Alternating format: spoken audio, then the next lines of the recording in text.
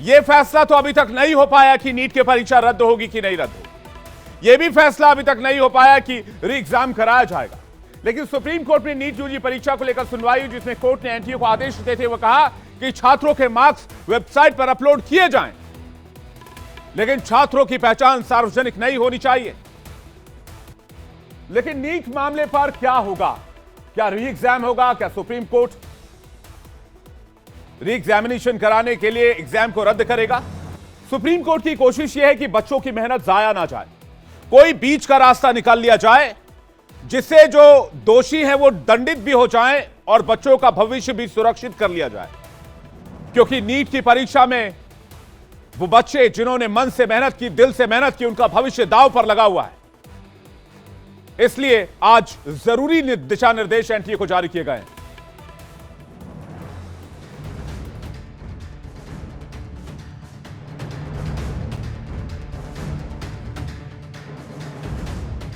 NEET UG की परीक्षा रद्द होगी या नहीं, इसका फैसला तो अभी नहीं हुआ।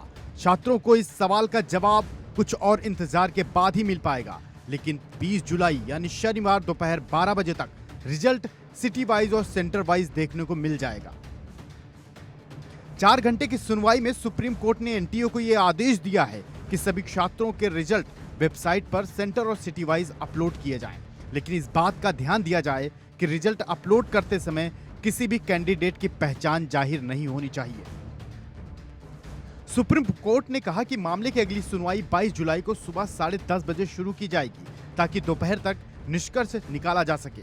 सुप्रीम कोर्ट ने मामले में बिहार पुलिस रिपोर्ट की एक कॉपी की भी मांग की है। इसके अलावा सुनवाई में सुप्रीम कोर्ट ने सोमवार तक काउंसलिंग पर रोक लगाने से इनकार कर दिया। सॉलिसिटर जनरल तुषार मेहता ने सुनवाई के दौरान कहा कि काउंसलिंग में कुछ समय लगेगा, जो 24 जुलाई के आसपास शुरू होगी, जिस पर सीजीआई की तरफ से कहा गया कि हम सोमवार को ही सुनवाई करेंगे। नीट यूजी का एग्जाम 5 मई को हुआ था। इसमें 23,33,000 से ज्यादा कैंडिडेट शामिल हुए थे। कुल 571 शहरों के 4,750 सेंटर्स पर एग्जाम कराया गया था। इसमें 14 विदेशी सेंटर भी शामिल थे। लेकिन रिजल्ट जारी होने के बाद गड़बड़ी की शिकायतें मिली। पेपर लीक का भी इस मामला सामने आया। इसी को लेकर अब 40 याचिकाओं पर सुप्रीम कोर्ट में सुनवाई चल रही है। अब तक इस मामले में 3 सुनवाई हो चुकी है। पहली सुनवाई 8 जुलाई को हुई थी, दूसरी 11 जुलाई को और तीसरी सुनवाई अब 18 जुलाई को हुई है, जिसमें सरकार की तरफ से सॉलिसिटर जनरल तुषार मेहता ने दलीलें पेश करी। याचिकाकर्ता के वकील नरेंद्र हुड्डा हैं।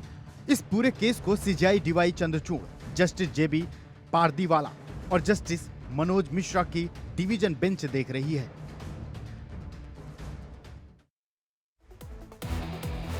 इस मामले में सीबीआई भी लगातार जांच कर रही है। आपको जानकर हैरानी होगी कि पटना के एम्स से 4 डॉक्टर्स को सीबीआई ने गिरफ्तार कर लिया और चारों डॉक्टर्स को पूछताछ के लिए अपने साथ ले गई। पटना एम्स के ये चारों डॉक्टर पेपर लीक के मामले में संलिप्त बताए जा रहे हैं।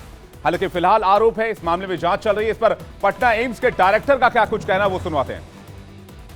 डॉक्टर साहब, कल सीबीआई की टीम यहां पर आई थी, क्या कुछ हुआ? 4 लड़कों को हिरासत में भी लिया है।